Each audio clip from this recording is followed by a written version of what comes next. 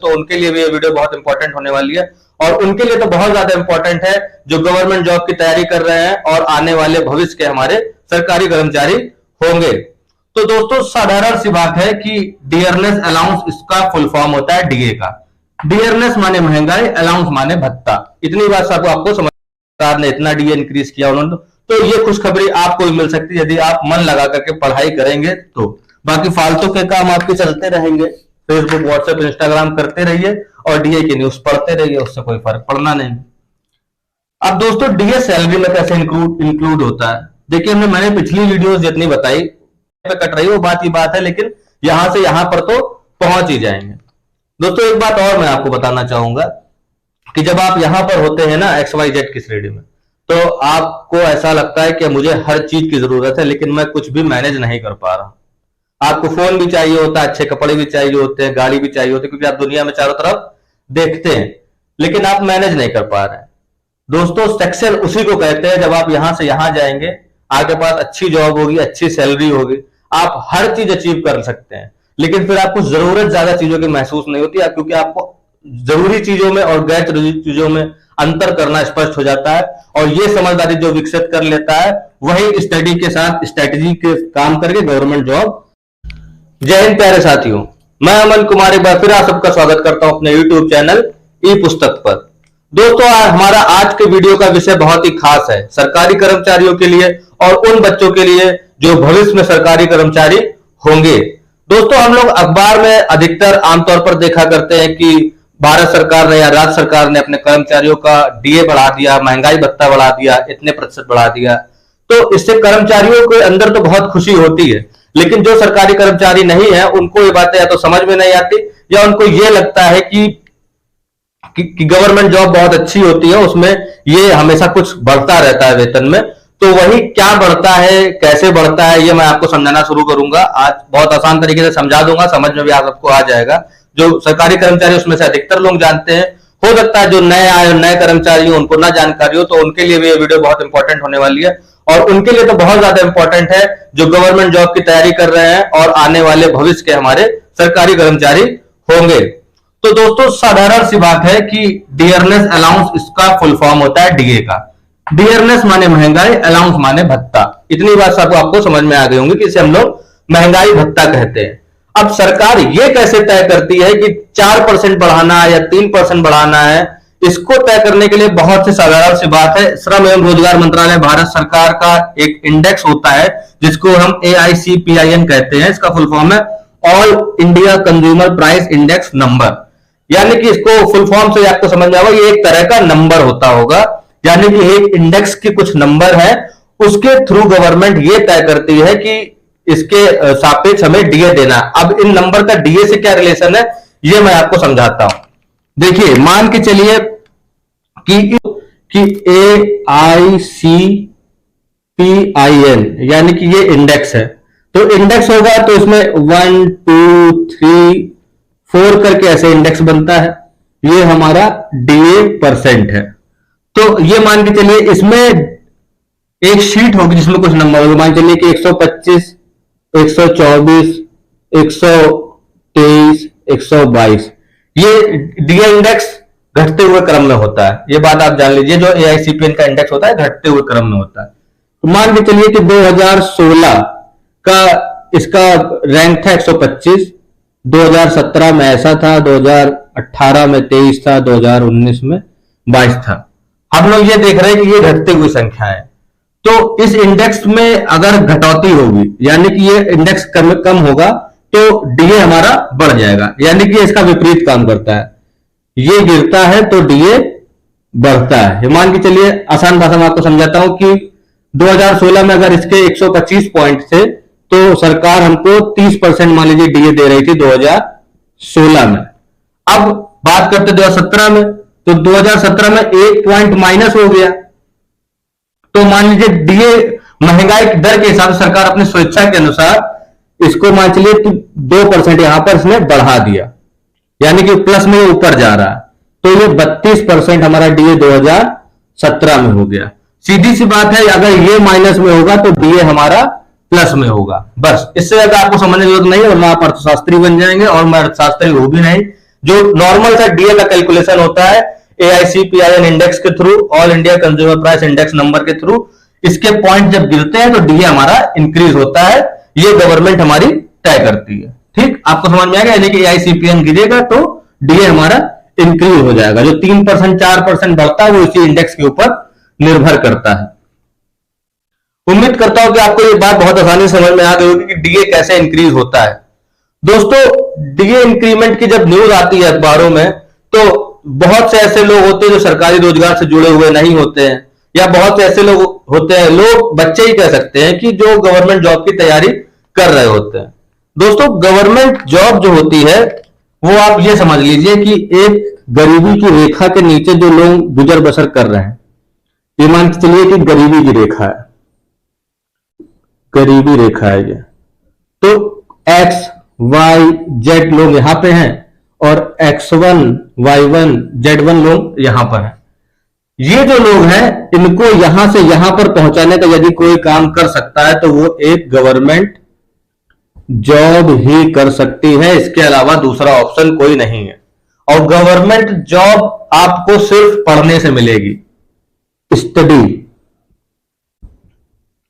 के अलावा आपके पास दूसरा रास्ता नहीं है। हाँ, दूसरा रास्ता हो सकता है यदि आप धीरू भाई अंबानी के परिवार से हो, अडानी के परिवार से हो, विजय माल्या के परिवार से हो, तो आपको दूसरे ऑप्शन बहुत हैं जो आपको गरीब, तब आप तो पहले से X1 Y1 Z1 की श्रेणी में होंगे, गरीबी रेखा से ऊपर होंगे। लेकिन यदि आप यहां पर हैं तो आपके पास पढ़ाई के अलावा दूसरा ऑप्शन नहीं है। जब आप पढ़ाई करेंगे तो ये कैलकुलेशन आपके जीवन में इंपॉर्टेंस रखेगी कि डीए क्या होता है, क्या नहीं होता है। ऐसे आप अखबार में केवल पढ़ते रहेंगे और ऐसे हाय तौबा मचाते रहेंगे कि गवर्नमेंट जॉब वालों की तो बल्ले बल्ले होती, उनका डीए बढ़ता, तो उनके संघर्ष को भी देखिए। हालांकि गवर्नमेंट जॉब के बाद आप जब यहां पर जाएंगे तो Z1 पे ही आएंगे, X1 पे नहीं आ जाएंगे। Z1 की पूरी जिंदगी EMI पे कट रही है, वो बात ही बात है, लेकिन यहां से यहां पर तो पहुंच ही जाएंगे। दोस्तों, एक बात और मैं आपको बताना चाहूंगा कि जब आप यहां पर होते हैं ना XYZ की श्रेणी में, तो आपको ऐसा लगता है कि मुझे हर चीज की जरूरत है लेकिन मैं कुछ भी मैनेज नहीं कर पा रहा। आपको फोन भी चाहिए होता है, अच्छे कपड़े भी चाहिए होते हैं, गाड़ी भी चाहिए होती है, क्योंकि आप दुनिया में चारों तरफ देखते हैं, लेकिन आप मैनेज नहीं कर पा रहे हैं। दोस्तों, सक्सेस उसी को कहते हैं जब आप यहां से यहां जाएंगे, आपके पास अच्छी जॉब होगी, अच्छी सैलरी होगी, आप हर चीज अचीव कर सकते हैं, लेकिन फिर आपको जरूरत ज्यादा चीजों की महसूस नहीं होती, क्योंकि आपको जरूरी चीजों में और गैर जरूरी चीजों में अंतर करना स्पष्ट हो जाता है। और ये समझदारी जो विकसित कर लेता है वही स्टडी के साथ स्ट्रेटेजी के काम करके गवर्नमेंट जॉब हासिल कर लेता है। तो ये दोस्तों उन लोगों के लिए था कि जो अखबार में पढ़ते हैं कि डीए बढ़ गया तो कर्मचारियों की तो बल्ले बल्ले, अखबार वाले भी कुछ छापते हैं ऐसे कि दिवालियों में तो कर्मचारी की बल्ले बल्ले, फला सरकार ने इतना डीए इंक्रीज किया उन्होंने। तो ये खुशखबरी आपको भी मिल सकती है यदि आप मन लगा करके पढ़ाई करेंगे तो। बाकी फालतू के काम आपके चलते रहेंगे, फेसबुक व्हाट्सएप इंस्टाग्राम करते रहिए और डीए की न्यूज पढ़ते रहिए, उससे कोई फर्क पड़ना नहीं। अब दोस्तों, डीए सैलरी में कैसे इंक्लूड होता है? देखिए, मैंने पिछली वीडियोस जितनी बताई उसमें मैंने जो भी पोस्ट के बारे में बताया उनकी सैलरी जब बताता तो साथ प्लस डीए बता देता था। तो कई लोगों की मेरे पास शिकायत आई या कुछ लोगों की क्वेरीज थी कि भैया डीए क्या होता है, इसको प्लीज समझा दीजिएगा, क्योंकि सैलरी तो बच्चा समझ जाता है कि भाई हमारी बेसिक पे है, मान के चलिए बेसिक पे तो आदमी समझता है कि मतलब किसी की बेसिक पे मान लेते हैं 10,000 रुपए है, 10,000 रुपए है बेसिक पे, तो बच्चा ये जान गया कि भाई 10,000 रुपए तो हमको मिलेंगे। अब मैं बाद में बता देता था कि प्लस मान लीजिए 10% डीए बता देता था मैं। अब ये 10% डीए क्या बोला है, तो अब यही चीज आपको समझाने का प्रयास करूंगा कि डीए की इंपॉर्टेंस सैलरी में क्या होती है, कैसे बढ़ता है। तो देखिए, आपकी 10,000 बेसिक सैलरी है, तो 10,000 का 10% आपको डीए मिलेगा, यानी कि 10,000 का 10/100 0000, तो 1,000 ये आपकी जो राशि आ रही है ये आपका डीए हो गया, यानी कि डियरनेस अलाउंस। ये आपकी बेसिक पे में जुड़ जाएगा। बेसिक पे आपकी कितनी है? 10,000 है, तो ये जुड़ गया तो हमारी सैलरी बन गई 11,000 रुपए। इसमें और भी अलाउंसेस हो सकते हैं, तो समझ में आ गया होगा कि डीए क्या होता है। अब आपकी बेसिक सैलरी कुछ भी हो सकती है भाई, अलग अलग पोस्ट की बेसिक सैलरी अलग अलग होती है। जैसे सैलरी ऑफ यूपीपी कांस्टेबल, इस पोस्ट पे मैं हूं करीब करीब सभी लोग जानते भी होंगे। जो नहीं भी जानते होंगे तो मेरा चैनल अगर आप खोल के देखेंगे तो जान जाएंगे।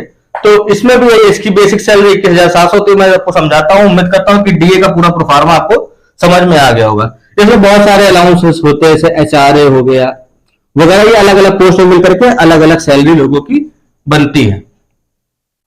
तो दोस्तों एक चीज और आपको मैं बता दूं कि यूपी पुलिस कांस्टेबल में यदि आप रिक्रूट होते हैं तो आपको सैलरी कितनी मिलती है डीए वगैरह मिला करके। तो दोस्तों इसमें समझने के लिए साधारण सा ये है कि कांस्टेबल यदि आप यूपीपी में बन रहे हैं, यूपीपी यानी कि उत्तर प्रदेश पुलिस में यदि आप कांस्टेबल में, तो आपकी बेसिक पे जो होगी वो होगी 21,700 रुपए। ठीक। डीए परसेंट वर्तमान में 34% डीए मिल रहा है स्टेट गवर्नमेंट, क्योंकि राज्य सरकार की जॉब है तो ये मिल रहा है आपको 34% डीए। साथ में आपको क्या मिलता है, ये आपको ट्रेनिंग में, उसके बाद आपको मिलता है फूड अलाउंस।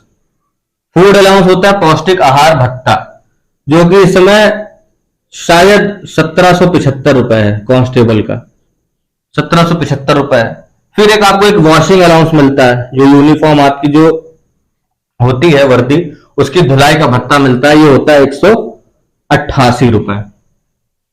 वॉशिंग अलाउंस के साथ आपको food allowance, washing allowance, DA और बेसिक पे, हाँ बस इतनी चीजें मिलती हैं। तो जो भी आएगी आप इसका डीए इंक्रीज करके जोड़ लीजिएगा, तो ऑलमोस्ट मान के चलिए कि अंडर ट्रेनिंग ही आपको 27,000 से ज्यादा ही सैलरी मिलती है। अच्छा एक खास बात और होती है उत्तर प्रदेश पुलिस कांस्टेबल में, कि साल में 12 महीने होते हैं लेकिन सैलरी आपको 13 महीने की मिलती है। 13 महीने की सैलरी इस वजह से मिलती है कि हमारे जो है गस्टेड हॉलीडेज नहीं मिलते हैं। गस्टेड हॉलीडेज है, संडे को बाबूजी लोग घर पे आराम करते हैं, हम लोगों की जॉब होती है, तो जब सरकार काम लेगी तो उसका पैसा लेगी क्या मतलब देगी, लेगी नहीं, लेगी क्यों भाई, देगी। तो जो गस्टेड हॉलीडेज, होली, दिवाली, ईद, इन सबका मिला करके तो एक पहले तो 2 महीने का मिलता था, लेकिन पिछले कुछ सालों से इसको घटा करके 1 महीने का कर दिया गया, जो कि मार्च की सैलरी में बढ़ के आता है, जिसको हम लोग एक्स्ट्रा सैलरी कहते हैं। ठीक। तो यानी कि अब salary of UP police constable की आपको समझ में आ गई होगी, बेसिक पे, DA, food allowance, washing allowance मिला करके इतना बनता है, प्लस इंक्रीमेंट आपका हर साल लगता चला जाएगा। पिछले 7 साल से मैं यूपी पुलिस में कांस्टेबल हूं और मेरी सैलरी में करीब करीब 50% की वृद्धि हो चुकी है। तो एक अच्छा कैरियर इसमें भी होता है। तो जैसा कि मैंने आपको बता दिया है कि आपको गरीबी रेखा से ऊपर यदि आना है तो उसके लिए आपके पास यही एक साधन है, गवर्नमेंट जॉब। और अदरवाइज यदि आप अंबानी, अडानी और विजय माल्या के परिवार से हैं तो आपको कोई समस्या है ही नहीं। तो दोस्तों डीए के बारे में आपको सब चीजें समझ में आ गई होंगी। उम्मीद करता हूं कि ये वीडियो भी बहुत अच्छा लगा होगा आपको, और कैसे इंक्रीमेंट होता है डीए में, कैसे बढ़ता है, इसमें शायद कोई डाउट आपको रहने गया होगा। और ये वीडियो अगर अच्छी लगी हो तो प्लीज को शेयर करें, सब्सक्राइब करें और मेरे चैनल को लाइक जरूर करें। और बहुत ही अच्छा सपोर्ट है आप लोगों का मुझ पर, अगर आप ऐसे ही सपोर्ट करेंगे तो मैं और अच्छी वीडियो आप लोगों के लिए लाता रहूंगा और ऐसे ही आप लोगों से जानकारी आप लोगों की बढ़ाता रहूंगा। धन्यवाद।